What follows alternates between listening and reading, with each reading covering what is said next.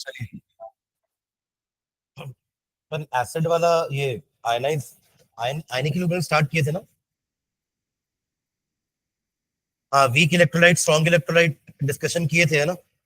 और अपने बात की थी कि हम इक्विलिब्रियम पढ़ने वाले हैं किसका, वीक वीक इलेक्ट्रोलाइट का ना, क्योंकि वीक इलेक्ट्रोलाइट्स ही रिवर्सिबल रिएक्शन शो करेंगे।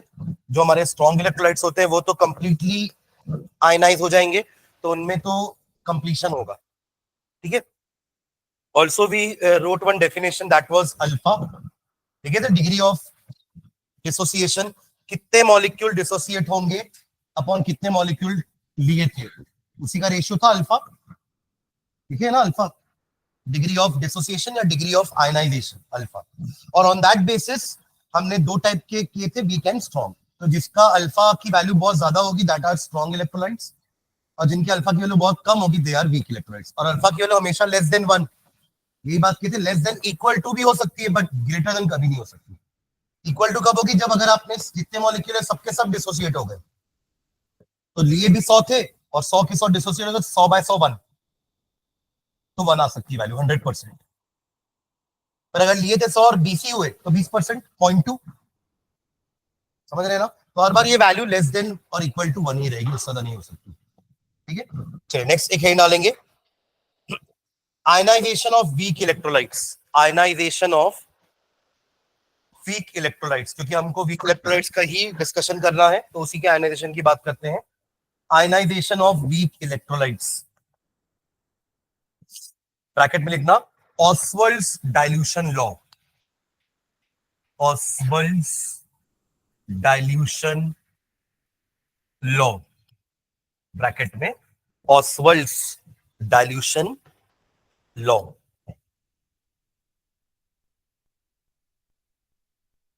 ठीक है, तो एक वीक एसिड ले लेते हैं, वीक बेस भी ले सकते हो, नीचे लिखा let us consider a weak acid, let us consider a weak acid, acetic acid, acetic acid. So stop. When it is dissolved in water, when it is dissolved in water, when it is dissolved in water,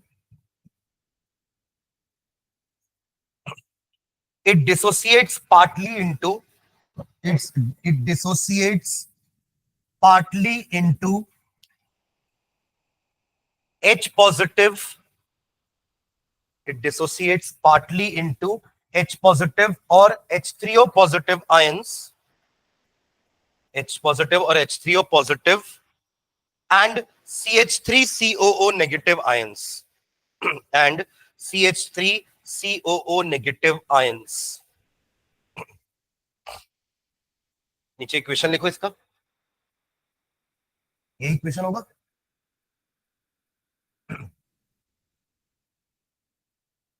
इसके लिए के का value लिख सकते हैं क्या, के क्या होता है, के concentration, product of concentration of reactants, correct, divided by product of concentration of reactants. पहले प्रोडक्ट्स, पहले भी रिएक्टेंट बोल दिया था क्या ना, पहले प्रोडक्ट ऊपर प्रोडक्ट नीचे रिएक्टेंट्स। ठीक है, हमें पता है जिसमें कि H2O क्या है, आपका प्योर लिक्विड है। अपन एक लिखा था ना हेडिंग कि हाँ उनका अपन कांस्टेंट ले लेते हैं, है ना। अगर आप इसको इधर लेके आते हो तो K एक कांस्टेंट है पहले से, और H2O के कंसंट्रेशन को भी अपन कांस्टेंट बोलते हैं। तो this will give you a new constant जिसका नाम अपन Ka दे सकते हैं। Ka stands for dissociation constant of acid. है ये इक्विलिब्रियम कांस्टेंट ही, बट क्योंकि प्रोसेस क्या हो रहा है, ये क्या प्रोसेस है, एक एसिड के मॉलिक्यूल का डिसोसिएशन या आयनाइजेशन, तो इसलिए इसका नाम क्या पड़ जाएगा, dissociation constant of A for acid. मुझे अगर यहाँ पे बेस एग्जांपल है तो के भी ले लेते, डिसोसिएशन कांस्टेंट ऑफ बेस। समझ रहे हैं क्या।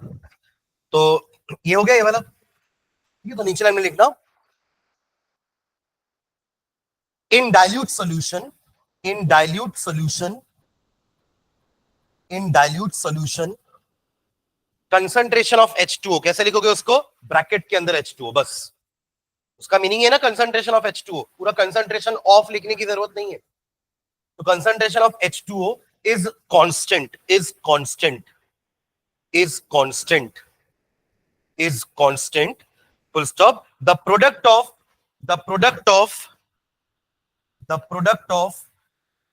K and constant,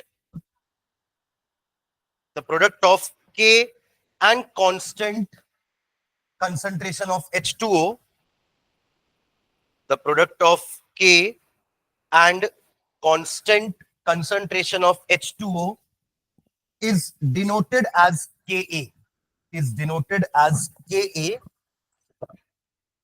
is denoted as Ka, known as dissociation or ionization constant of acid, known as dissociation or ionization of the acid, dissociation or ionization constant of acid. Equation क्या बन जाएगा? Ka is equals to CH3COO negative H3O positive upon CH3COOH. ये आपका Ka का equation हो जाएगा। ठीक है, क्लियर है? चलिए ऑसवाल्ड डाइल्यूशन लॉ का एक इक्वेशन निकालेंगे और स्टेटमेंट लिखेंगे, नेक्स्ट टाइम में लिखेंगे। इफ सी, कैपिटल सी लेना, कंसंट्रेशन के लिए कैपिटल सी ले रहे हैं। If C represents the initial concentration of acid, if C represents the initial concentration of acid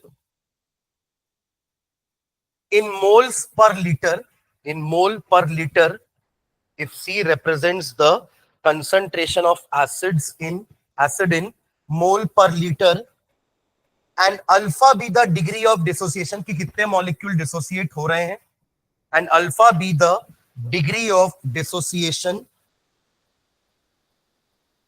and alpha be the degree of dissociation, then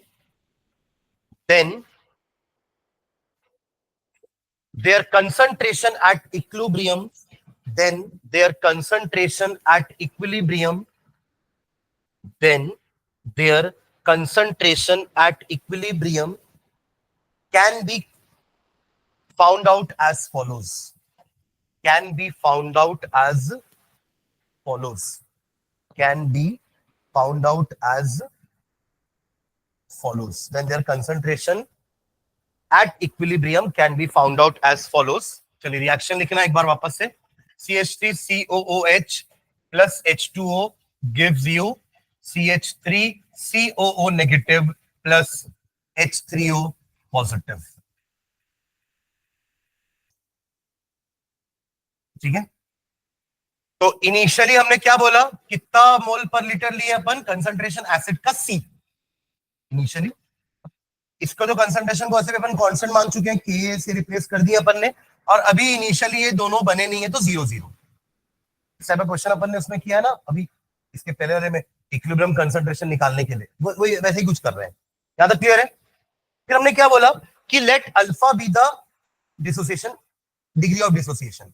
मतलब मान लेते हैं अगर अल्फा डिग्री ऑफ डिसोसिएशन है और अगर एक्स मॉलिक्यूल डिसोसिएट हुए हैं, लिए कितने थे आपने, सी, 3 मोल पर लीटर, तो सी मोल्स लिया आपने, तो इतने लिए डिसोसिएट कितने हुए, एक्स, तो एक्स का वैल्यू कितना हो जाएगा, सी अल्फा, एक्स का वैल्यू क्या हो जाएगा, सी। इतने मॉलिक्यूल डिसोसिएट हुए ना, तो अब बचे कितने, इक्विलिब्रियम पहुंचने के बाद कितने एसिटिक एसिड के मॉलिक्यूल बचेंगे, सी माइनस सी अल्फा। क्यों? क्योंकि सी अल्फा मॉलिक्यूल्स तो डिसोसिएट हो गए, है ना। मतलब अपन एक लाइन लिखेंगे वहां पे, let X be the number of moles dissociated, let X be the number of moles of acid dissociated till equilibrium. तो उससे अपन ये पार्ट निकाल लिए इतना, और यहां से एक्स की वैल्यू अपन यहां पे पुट कर दिए, तो बचेगा कितना, सी माइनस एक्स। और ये लोग कितने बनेंगे, एक्स एक्स, यानी कि सी अल्फा सी अल्फा। कैसे एक्स एक्स बनेंगे, देखना, इसका एक मॉलिक्यूल टूट रहा है तो ये दोनों एक एक बनते हैं कि नहीं, दो टूटता तो दो दो बनते, तीन टूटता तो तीन तीन बनते, तो x टूटा है ना, तो x x नहीं बनेंगे, ये बचा है इतना c माइनस एक्स, और x की जगह c अल्फा डाल दिए, और ये बने कितने हैं x x, यानी कि c अल्फा c। समझ रहे हैं क्या? तो आप अगर x लिखना चाहते हो तो आप फिर इतना दिखा सकते हो कहीं पर, वरना ये ऐसा लिखेंगे अपन। क्लियर है यहां तक? अब यहां अपन को वैल्यूज मिल गई ना सबकी, तो आप निकाल सकते हैं कि क्या था, के ए इज इक्वल्स टू, ऊपर इन दोनों का कंसंट्रेशन का मल्टीप्लिकेशन है कि C alpha into C alpha divide by C minus C alpha, ऐसा होगा। एक सी कॉमन ले लो नीचे से, और ऊपर का एक सी कैंसिल हो जाएगा, तो ऊपर क्या बचेगा अब, C alpha square upon 1 minus alpha, ये के का वैल्यू आ गया। क्लियर है? एक चीज और समझना, हमें पता है अगर एक वीक एसिड है तो अल्फा की वैल्यू बहुत छोटी होती है ना। मान लो अल्फा की वैल्यू अगर 0.01 है फॉर एग्जांपल, तो 1 माइनस 0.01 को आप अप्रोक्सीमेटली 1 लिख सकते हो। तो यहां पर उसको भी चेंज कर देंगे, तो ये पूरा खत्म हो जाएगा, डिनोमिनेटर खत्म हो जाएगा। खत्म हो जाएगा मतलब जीरो मत रख देना, 1 माइनस 0 इज 1, करेक्ट। तो आपका फॉर्मूला क्या बन जाएगा, K is equal to C alpha square, K is equal to C alpha square. ठीक है, चलिए इसको लिख लो पूरा, यहां तक लिखो, यहां तक लिखना, फिर मैं लिखवाऊंगा कि अगर अल्फा की वैल्यू बहुत कम है तो हम अल्फा को नेग्लेक्ट कर सकते हैं, 1 minus alpha can be written as 1। ठीक है, और पहले इतना तक लिख लो, और अगर आपको यहां डायरेक्टली समझ तो ये चीज आप ब्रैकेट में कहीं लिख लेना, ये वाला पार्ट आप समझ रहे ना ये चीज क्या हो रही है। और आपको समझ में नहीं आया कि सी अल्फा कहां से आ गया, ब्रैकेट में इसको ऐसा लिख लेना कि हमने अल्फा को माना था, या तो एक्स को माना था नंबर ऑफ मोल्स डिसोसिएटेड, हमने लिया था सी, तो दोनों को डिवाइड कर दिया तो अल्फा आ गया, तो यहां से एक्स की वैल्यू आ गई सी अल्फा। क्लियर है? उतना यहां माइनस क्यों किया, क्योंकि अपन क्या लिखना चाह रहे हैं कि इक्विलिब्रियम में ये कितना बचा है और ये दोनों कितने बने हैं। क्लियर? इसलिए यहां माइनस किया अपन ने, सी माइनस सी अल्फा। अगर 100 में से, सुन रहे हैं क्या, अगर 100 में से 10 टूटे होंगे तो 90 बचेगा, और ये 10-10 बनेंगे। अब समझ में आ रहा है? तो इसमें अपन ने 100 माइनस 10 किया, और यहां 10-10 लिखा। क्लियर है? ये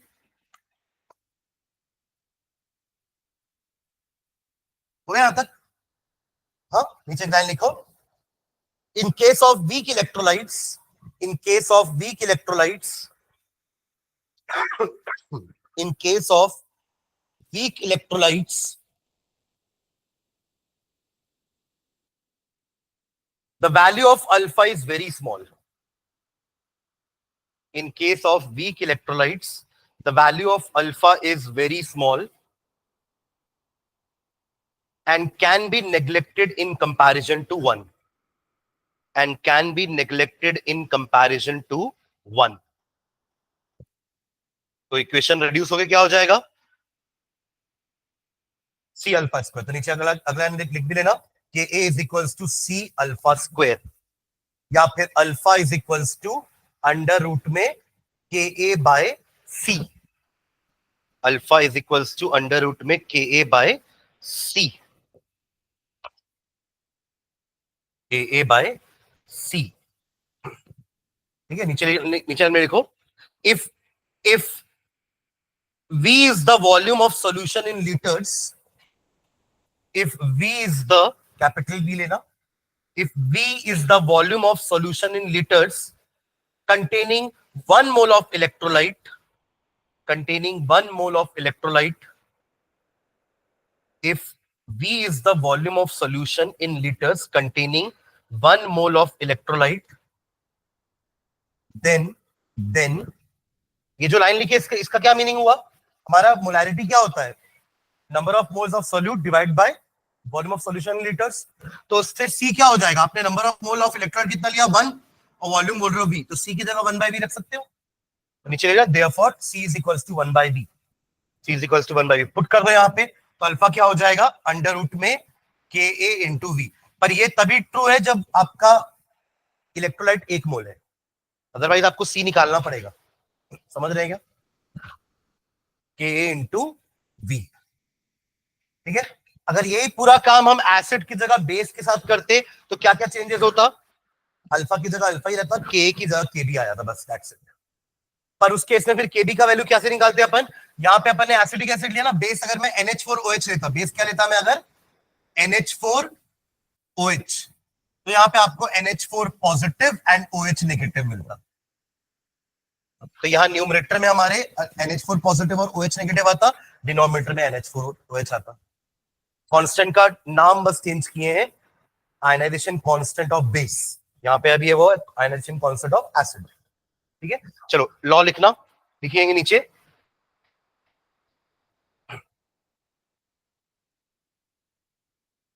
for a weak electrolyte, for a weak electrolyte, ये अपन लॉ लिख रहे हैं ना, जो अपन ने ऊपर ऑसवाल्ड डाइल्यूशन लॉ हेडिंग डाली है ना।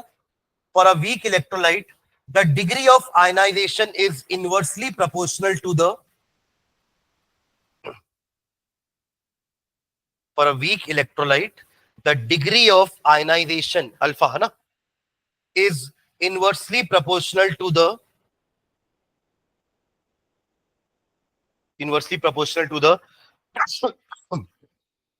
inversely proportional to the, क्या लिख सकते हो इसको?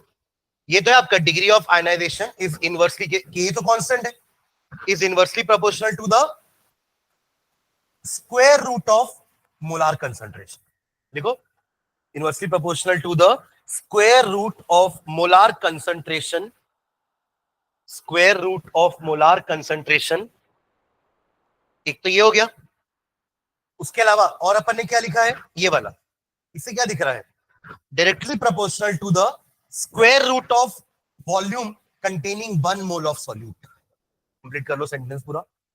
और directly proportional to the square root of volume containing 1 mole of the solute. Directly proportional to the square root of the volume containing 1 mole of the solute. So stop. This is called Oswald's dilution law. This is called Oswald's dilution law. Solute. अभी तो लिए ना, ये अभी ये जो चीज की है उसी को तो लिख रहे हैं अपन ने। इन दोनों को डिफाइन किया है बस अभी, सुन रहे हैं क्या? इन दोनों को जो लिखा है ना अपन, इंग्लिश में जो सेंटेंस लिखा है अपन ने दो, वो इन्हीं दोनों का एक्सप्रेशन का ही सेंटेंस में फॉर्म है। क्या लिखा आपने कि इन केस या for a weak electrolyte degree of ionization is inversely proportional to square root of concentration, या फिर directly proportional to square root of volume containing 1 mole of solute. ठीक है, चलिए चलिए नेक्स्ट लाइन डालना। Various concepts of acids and bases, various concepts of acids and bases, various concepts of acids and bases। Classical concept के बारे में बात नहीं करूंगा, वही एसिड सोर इन टेस्ट है, बेस बिटर इन टेस्ट है, एसिड लिटमस पेपर को, ब्लू लिटमस पेपर को रेड में कन्वर्ट करता है, बेस रेड लिटमस पेपर को ब्लू में करता है, एसिड कोरोसिव नेचर का होता है, बेस सोपी इन टच होता है। ये सब हमारे क्लासिकल डेफिनेशन हो गए। ठीक है, सीधा हम एरिनियस से चालू करते हैं। एरिनियस में हालांकि हम क्लास 10 में पढ़ चुके हैं, पर एटलीस्ट डेफिनेशन लिख लेते हैं अपन, ताकि तीनों कंपेयर कर सके। एरिनियस, लुइस, ब्रॉन्स्टेड लॉरी, तीन कंसेप्ट पढ़ेंगे। तो पहला फर्स्ट लिखना, एरिनियस कंसेप्ट। एरिनियस, ARRHENIUS, सबसे पहला कंसेप्ट है एरिनियस कंसेप्ट। एरिनियस कंसेप्ट देखो, उसमें अपन सीधा डेफिनेशन लिखेंगे। An acid is defined as a substance which contains, an acid is a substance which contains, an acid is a substance which contains hydrogen, which contains hydrogen, and which when dissolved into water, and which when dissolved into water, and which when dissolved into water gives hydrogen ions, gives hydrogen, या hydronium ion भी लिख सकते हो, है ना, gives hydrogen ions, bracket में H positive या H3O positive, है ना।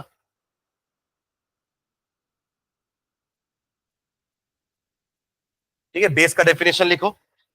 लिख पाओगे इसको, बेस का डेफिनेशन? वहां क्या लिखोगे पूरा?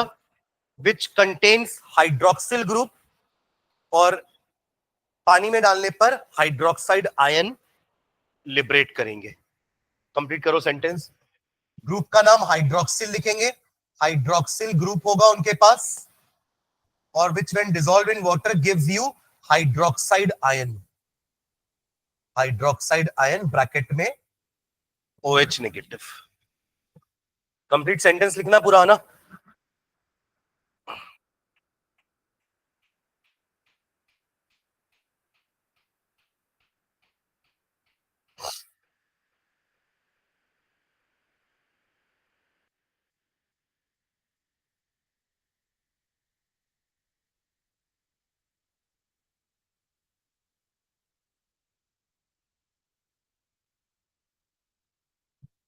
डन।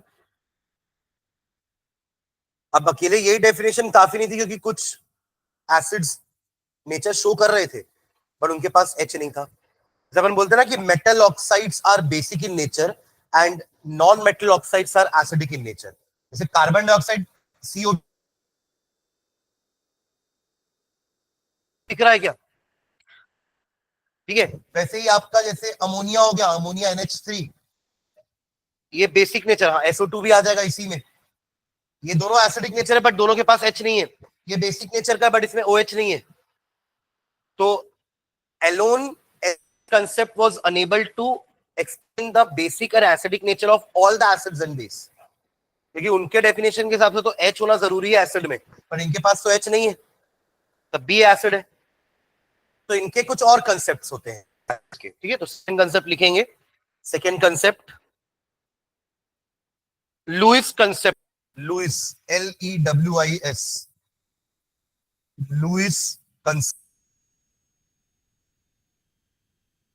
इन्होंने इलेक्ट्रॉन्स के टर्म्स में बताया था, उन्होंने H पॉजिटिव OH नेगेटिव के टर्म्स में बताया, इन्होंने इलेक्ट्रॉन्स के टर्म्स में डिफाइन किया, और ब्रॉन्स्टेड लॉरी ने प्रोटॉन के टर्म्स में डिफाइन किया। तो लिखेंगे an acid is a substance, an acid is a substance, an acid is a substance which is capable of accepting a pair of electrons.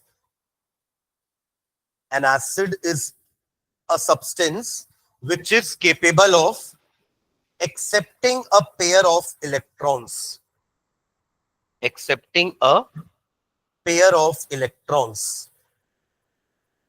तो इनको इलेक्ट्रॉन एक्सेप्टर भी बोल सकते हैं अपन। तो बेस का डेफिनेशन क्या होगा? डोनेट वाला। तो लिख लो, and a base is defined as a substance, and a base is defined as a substance, and a base is defined as a substance which is capable of donating an, which is capable of donating an, which is capable of donating an unshared, unshared, capable of donating an unshared, unshared को अपन एक और term बोलते थे loan, bracket में ना loan, LONE, unshared bracket में loan bracket close pair of electrons, unshared या lone pair of electron. मतलब उनके पास लोन पेयर होना जरूरी है। इन्हीं को तो अपन इलेक्ट्रोफाइल न्यूक्लियोफाइल भी नाम दिए थे। आप याद करेंगे तो न्यूक्लियोफाइल के डेफिनेशन में, है ना, न्यूक्लियोफाइल के इलेक्ट्रोफाइल के डेफिनेशन में हमने एग्जांपल में Louis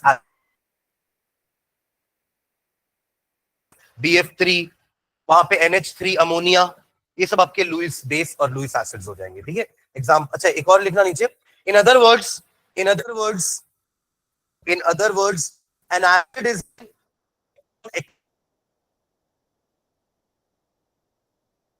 electron acceptor while a base is an electron donor, while a base is an electron donor।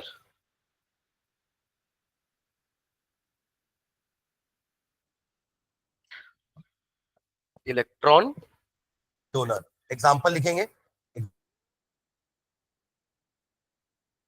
का लिख लो, BF3, BF3 बोरॉन ना, BF3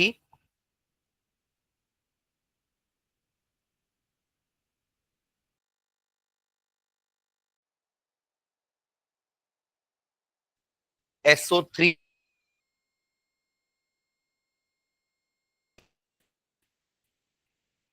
Fe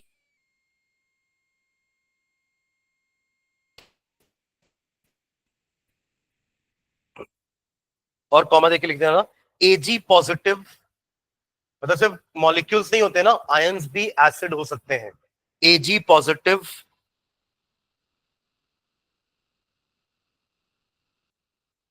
CO2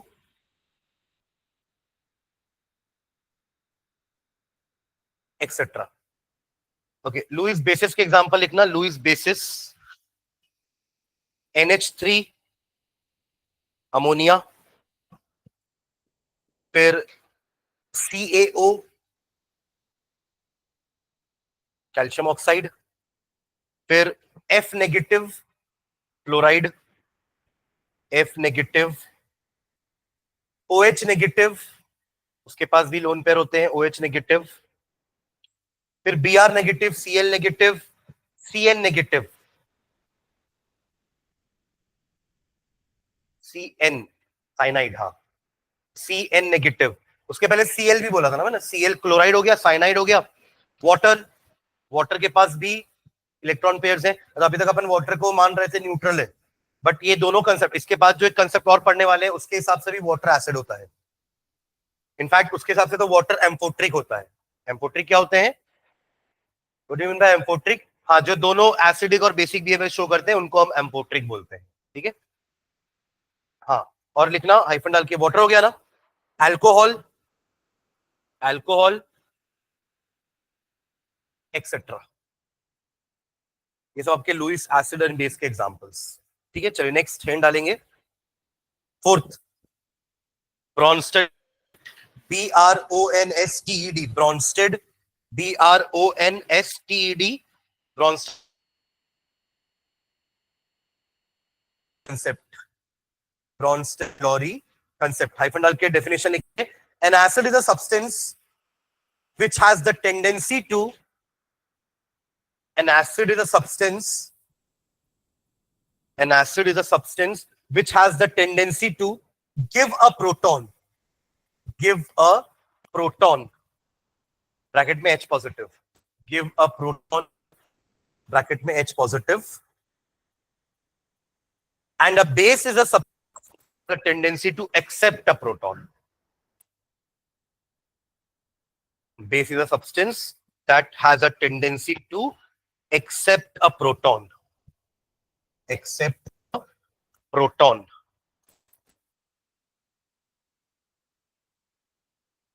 जो पीछे भी लिखे थे, इन अदर वर्ड्स लिखे थे ना, acids are electron donor, sorry acceptor, electron donors, वैसे यहाँ पे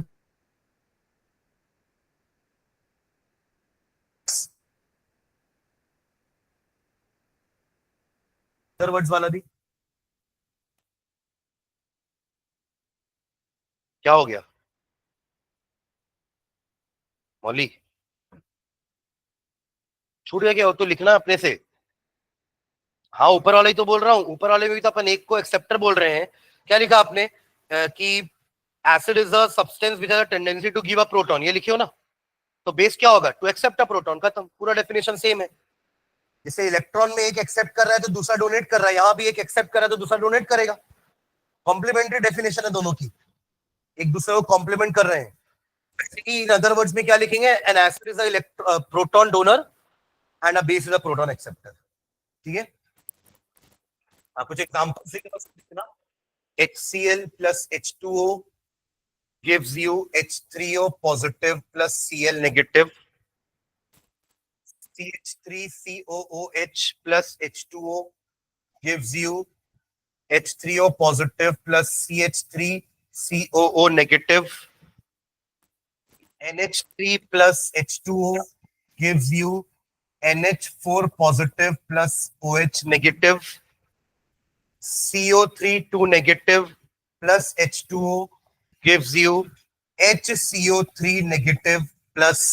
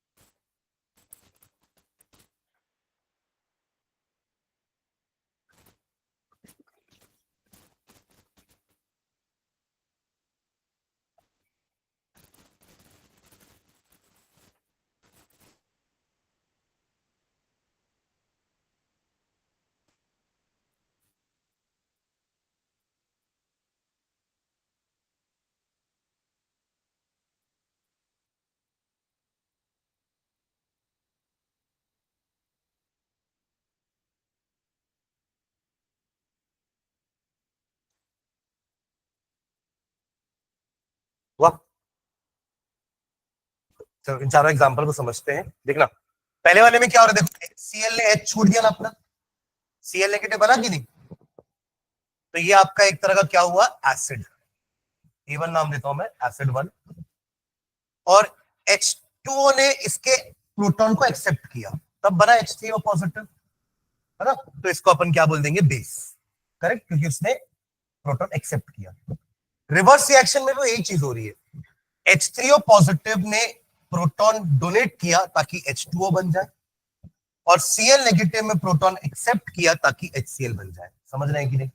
मतलब इन दोनों रिएक्शन में अगर ये एसिड है ये बेस है, तो इन दोनों में ये एसिड है और ये बेस है। समझ रहे हैं क्या, क्लियर है। पर ये बेस बना कैसे, इस एसिड से, तो इसको मैं B1 नाम दे देता हूं। और ये बेस किससे बना, इस एसिड से, तो A2B2। तो एक्चुअली में इस रिएक्शन में दो एसिड बेस पेयर है, एक ये हो गया एसिड बेस पेयर, और दूसरा ये एसिड बेस पेयर। इनको कहते हैं कॉन्जुगेट एसिड बेस पेयर, कि इस एसिड से ये बेस बना और इस एसिड से ये बेस बना। समझ रहे क्या।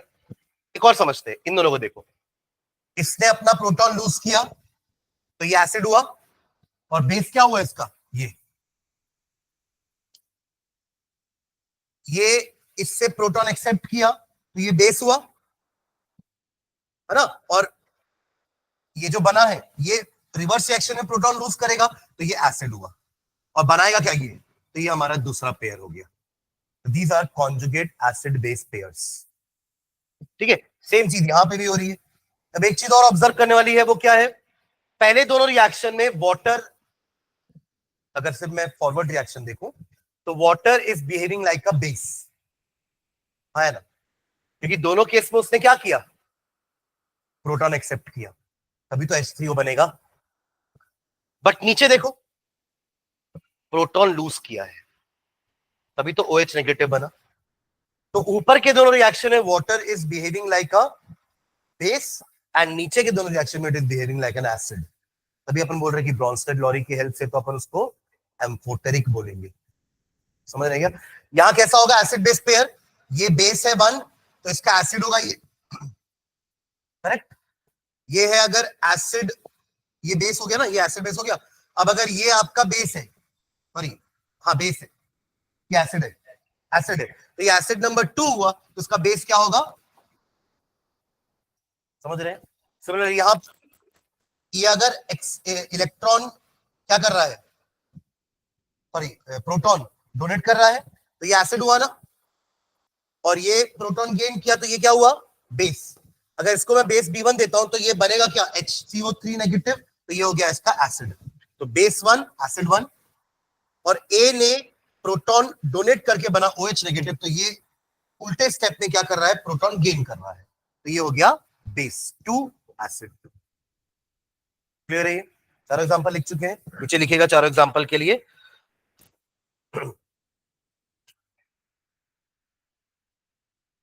From the above examples, we can write, from the above examples, we can write, point wise लिखना एक एक करके, कंक्लूजन है इन चारों रिएक्शन को देख करके। हाँ लिखेंगे, first point, HCl and CH3COOH, HCl and CH3COOH, वही hydrochloric acid and acetic acid, are acids because they donate a proton. Are acids because they donate a proton to H2O. They donate a proton to H2O। और वही उसके बाद के दो reaction में NH3, second point लिखना, NH3 and carbonate CO3 2 negative, NH3 and CO3 2 negative are bases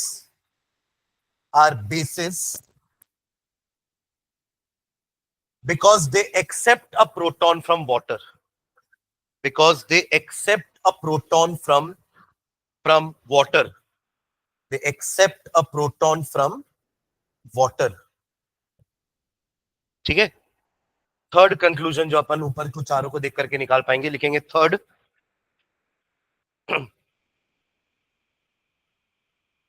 water acts both as an acid as well as a base, water acts both as an acid as well as a base,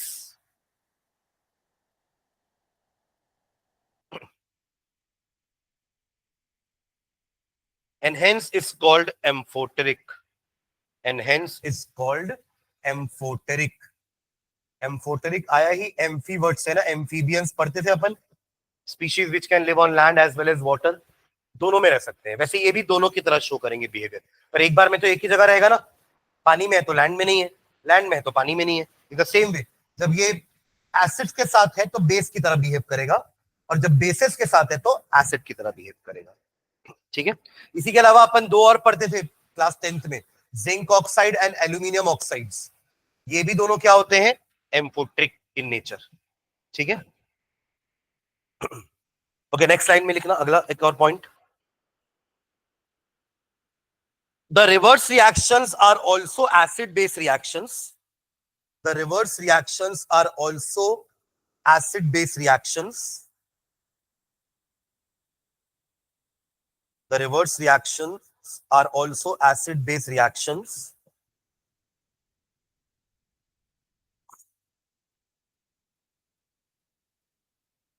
and the corresponding acid base pairs are called, and the corresponding acid base pairs are called, and the corresponding acid base pairs are called conjugate acid base pairs, conjugate acid base pairs, conjugate acid base pairs, conjugate acid base pair। For example first case में acid base pair क्या हो जाएगा, HCl hyphen Cl negative, and दूसरे case में मतलब उसी के एक और केस, एक और क्या है, H3O पॉजिटिव हाइफन H2O। ये दोनों एसिड बेस पेयर है, conjugate acid base pairs. Acid मतलब इन दोनों को मत ले लेना, सुन रहे हो क्या, ये दोनों की बात नहीं कर रहे अपन। इस वाले एसिड से बेस क्या बना, बेस क्यों बोलते हैं, रिवर्स रिएक्शन में ये प्रोटॉन एक्सेप्ट कर रहा है, तो इस दोनों मिलके क्या बने, कॉन्जुगेट एसिड बेस पेयर और एसिड बेस पेयर। और दोनों एसिड बेस पेयर में क्या डिफरेंस दिख रहा है आपको, एक H का बस।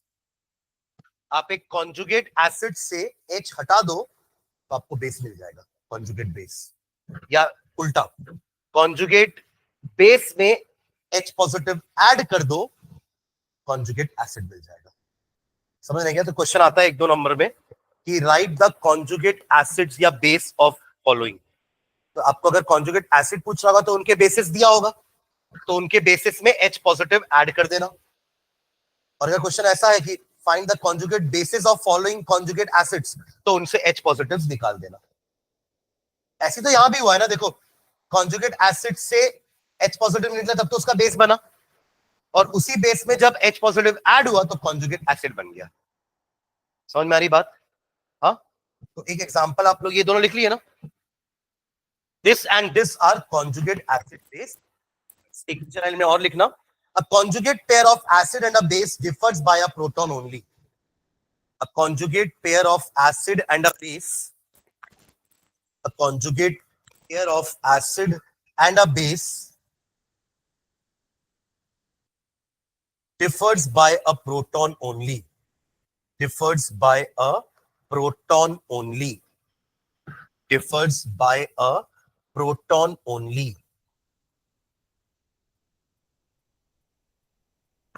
ऐसा लिख भी लेना, conjugate acid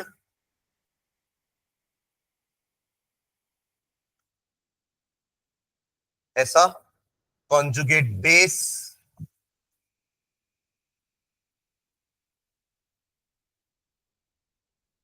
plus H positive. Clear है जो लिखा है यहां पर?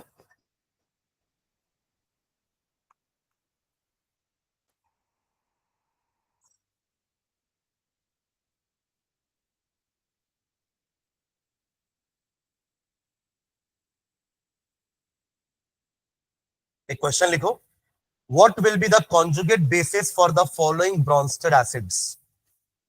What will be the conjugate basis? What will be the conjugate basis for the following Bronsted acids? What will be the conjugate basis for the following Bronsted acids? Acids के फॉर्मूले लिखना, HF H2SO4 HCO3 negative, HCO3 negative. सब में आपको एक H positive minus करना, आपको conjugate base मिल जाएंगे। हाँ बताते जाइए, इसका क्या होगा?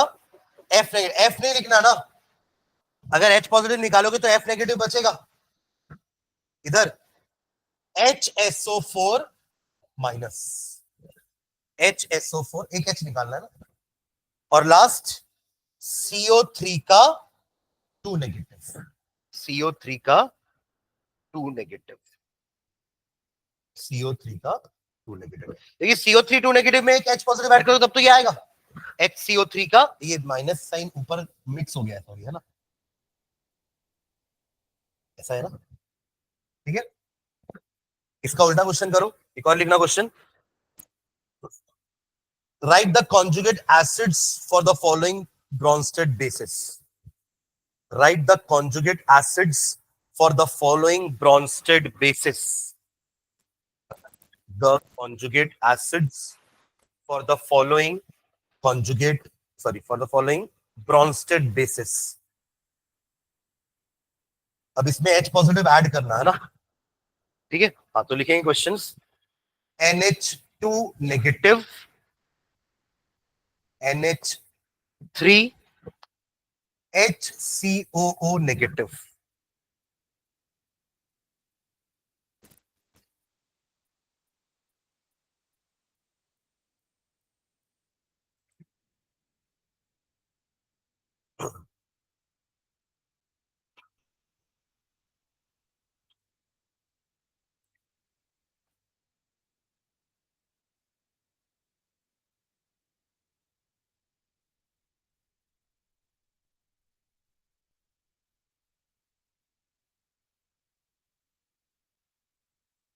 ओके,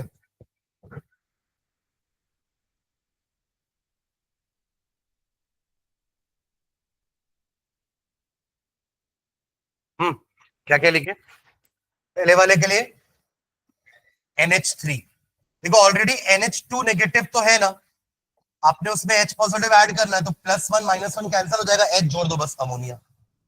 ये अमोनिया मॉलिक्यूल है, वो ऊपर आयन था, इसमें आप एक H पॉजिटिव जोड़ोगे तो +1 दिखाना है, तो क्या बनेगा?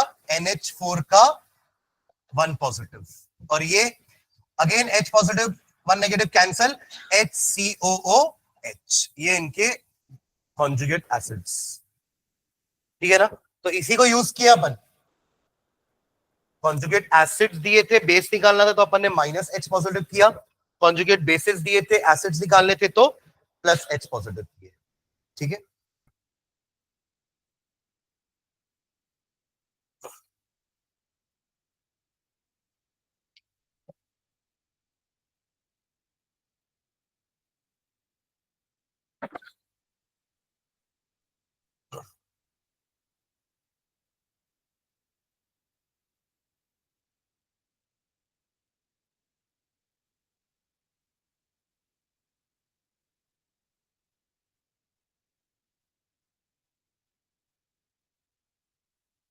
एक लाइन और लिखना नोट में, नोट करके एक पॉइंट लिखो, a strong acid has a A strong acid has a weak conjugate base. A strong acid has a weak conjugate base. And vice versa. And vice versa. Vice versa मतलब a strong base will have weak conjugate acid, है ना? उतना line नहीं लिख रहे हैं, vice versa का मतलब वही है. जैसे एक स्ट्रॉन्ग एसिड का जो बेस होता है कॉन्जुगेट बेस वो वीक होता है, वैसी एक स्ट्रॉन्ग बेस का जो एसिड होगा कॉन्जुगेट एसिड वो वीक एसिड होगा. ठीक है.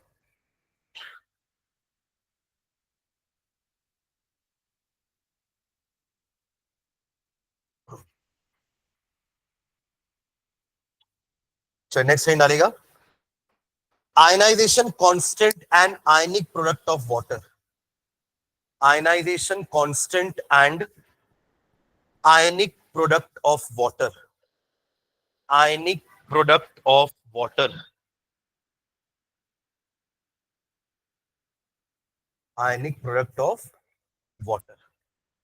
आयनिक प्रोडक्ट ऑफ वाटर का मतलब क्या हो रहा है? अपन वाटर को दो आयन में ब्रेक करते हैं, H positive and OH negative. उन दोनों के कंसंट्रेशन का product is known as ionic product of water. ठीक है. तो लिखना है इसमें pure water is a poor conductor of electricity. हमें पता है right. Distil water, pure water conduct नहीं करता electricity. Pure water is a poor conductor of electricity.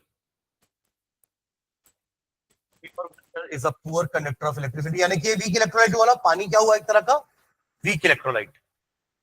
Full stop. This shows that water is a weak electrolyte. This shows that water is a weak electrolyte. This shows that water is a weak electrolyte. और weak electrolyte तो बहुत कम ionise होते हैं ना. This shows that water is a weak electrolyte. That is, it is ionized to a very small extent. That is, it is ionized to a. That is, it is ionized to a very small extent. Very small extent. कुछ ऐसे H2O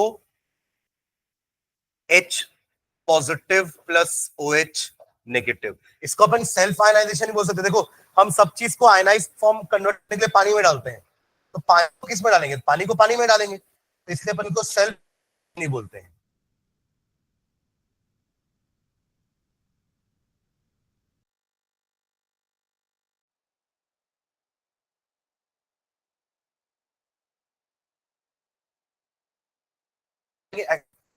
पानी ionise होता है, पर क्योंकि पानी weak electrolyte है तो आयनाइजेशन बहुत कम होता है. ठीक है. तो आप ऐसे लिखोगे वाटर का आयनाइजेशन, और अपन ऐसे लिख सकते हैं. देखो H2O एडेड इन H2O, तो उसका आयनाइजेशन करें क्या हो जाएगा? ये H3O positive plus OH negative. ठीक है. इसी को बोलते हैं सेल्फ आयनाइजेशन, क्योंकि पानी पानी को ही आयनाइज कर रहा है. तो सेल्फ आयनाइजेशन ऑफ वाटर. ये दोनों रिएक्शन लिखने के बाद नीचे लिखना this ionization is called self ionization of water. This ionization is called self ionization of water. तो एक्चुअली में यही रिएक्शन है मेन. वो तो अपन समझने के लिए ऐसा लिखते हैं ना. देखिए अपन सब में ऐसे है ना. Acid plus water gives you H positive and anion, जो भी बनता है. This is called self ionization of water.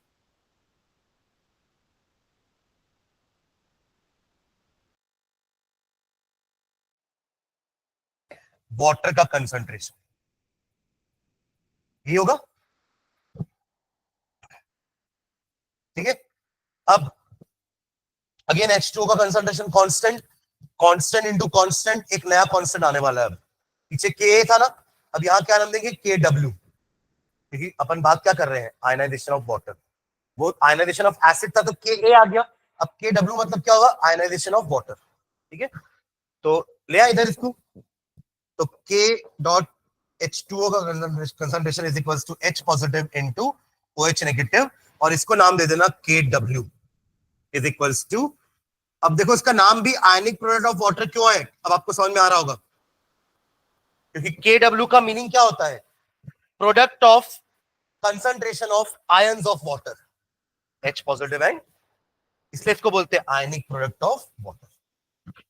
नीचे लिखा where Kw is called, where Kw is called ionic product of water, where Kw is called ionic product of water, ionic product of water, which may be defined as the product of, which may be defined as the product of, which may be defined as the product of molar concentration of H positive ions, molar concentration of H positive ions and OH negative ions, and OH negative ions, and OH negative ions. ये equation तो लिखी हो ना,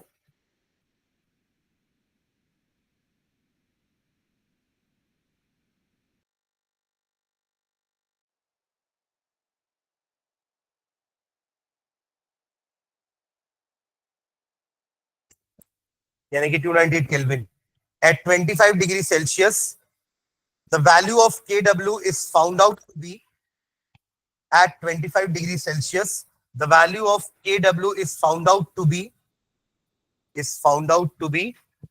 10 to the power minus 14, 10 to the power minus 14। ऐसा क्यों हुआ? क्योंकि हमें पता ना वाटर का अपन पीएच जानते हैं 7 होता है, तो वो क्यों होता है? बिकॉज हाइड्रोजन आयन और H नेगेटिव आयन दोनों की concentration 10 to the power minus 7 होती है। अब पीएच को याद करना, ये हमारा पीएच स्केल होता था, राइट? यहाँ भी पढ़ेंगे पीएच आएगा, यहाँ पे भी 0 से लेकर के 14 वाला स्केल था, जहाँ पे 7 आपका न्यूट्रल के लिए था, राइट? इधर से इस तरफ आओगे तो एसिडिक नेचर बढ़ेगा, इधर से उस तरफ जाओगे तो बेसिक नेचर बढ़ेगा। और इनकी कंसंट्रेशन क्या होती थी?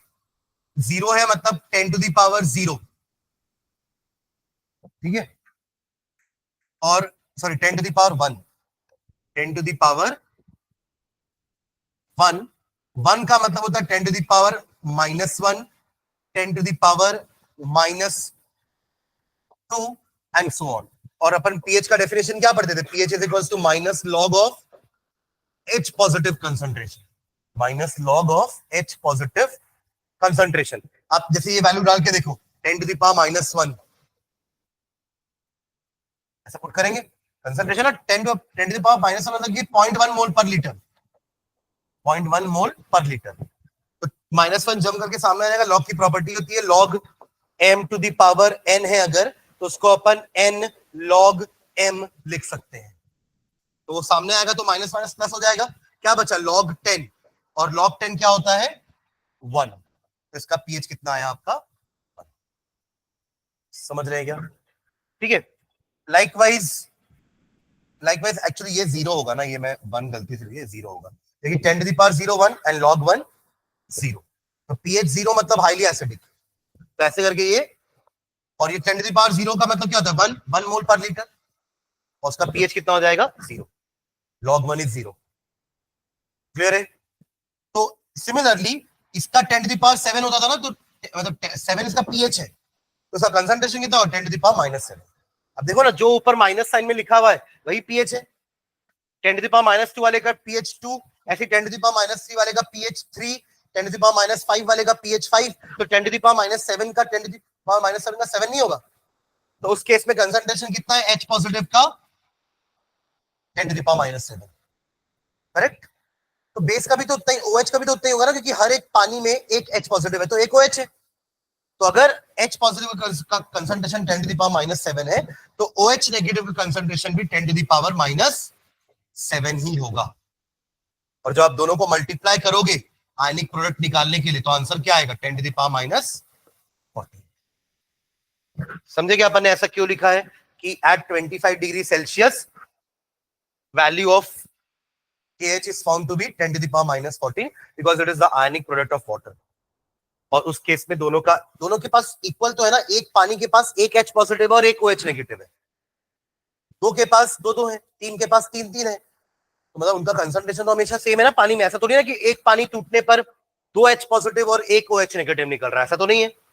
दोनों एक ही निकल रहे हैं ना। तो अगर 10 पानी के मॉलिक्यूल होंगे तो दोनों 10-10 निकलेंगे, तो हर बारी दोनों का कंसंट्रेशन सेम होगा। Am I clear? तो ओवरऑल कंसंट्रेशन का मल्टीप्लिकेशन करोगे तो KW का वैल्यू कितना आएगा? 10⁻⁻40। क्लियर है? ओके, तो लिखिए आपने KW इज इक्वल्स टू 10⁻⁻40। ठीक, नीचे लिख भी लो, since in pure water concentration of H positive is equals to concentration of OH negative is equals to 10⁻⁷.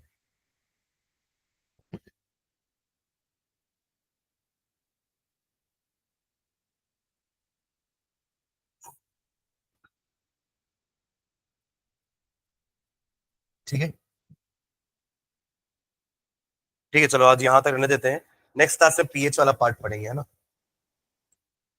2-3 class और लगेगी, 3 क्लास मैक्सिमम क्वेश्चन आंसर्स के साथ। 3 क्लास में चैप्टर वाइंड अप करेंगे।